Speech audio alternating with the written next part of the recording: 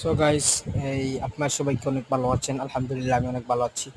তো এখন আমি আনবক্সিং করতে যাবো একটা সোয়ালটা স্মার্ট ওয়াচ। তো আপনারা দেখতে থাকেন ফুল ভিডিওটা। তো অনেক সুন্দর একটা ঘড়ি হতে পারে, জানি না, তো দেখা যাক।